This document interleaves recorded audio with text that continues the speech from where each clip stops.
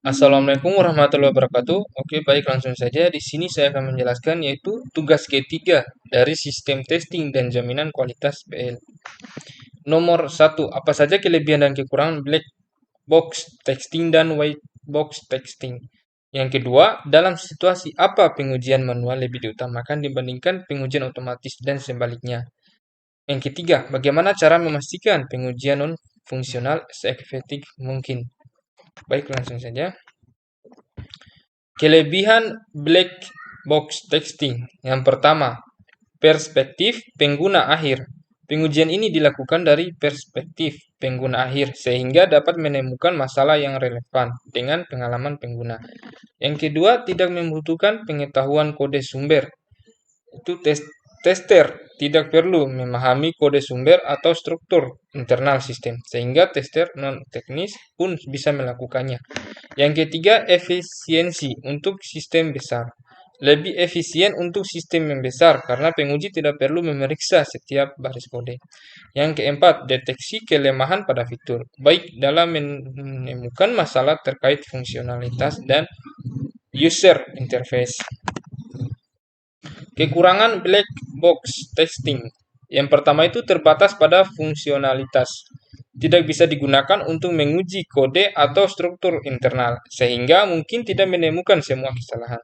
Yang kedua itu pengujian tidak mendalam, hanya menguji input dan output tanpa memperhatikan bagaimana hasil tersebut dihasilkan. Yang ketiga, redundansi pengujian. Bisa jadi terjadi pengujian yang berulang-ulang jika test case tidak dikelola dengan baik. Yang keempat itu kebutuhan dokumentasi yang baik. Memerlukan spesifikasi dan dokumentasi yang jelas untuk membuat test case yang efektif. Baik, kelebihan white box testing. Yang pertama, deteksi kesalahan internal. Dapat menemukan kesalahan dan bug dalam logika kode atau dan struktur internal. Yang kedua, optimalisasi kode.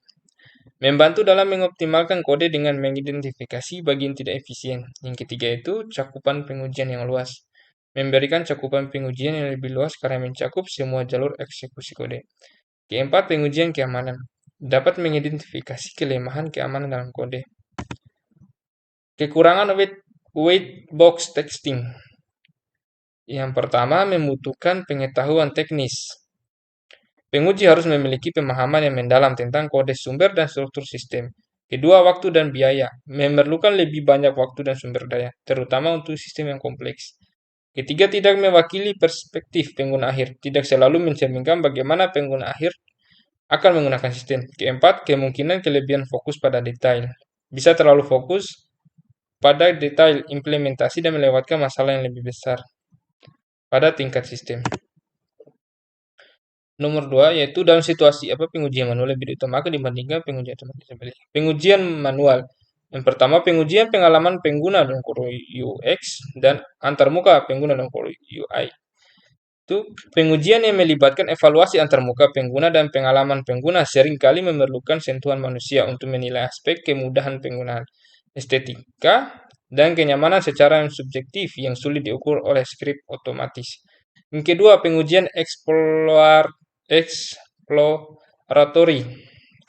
Dalam pengujian eksplorasi, penguji berusaha menemukan bug yang tidak terduga dengan cara mengeksplorasi aplikasi secara dinamis dan kreatif. Ini sulit diotomatisasi karena sifatnya tidak terstruktur dan tidak terduga.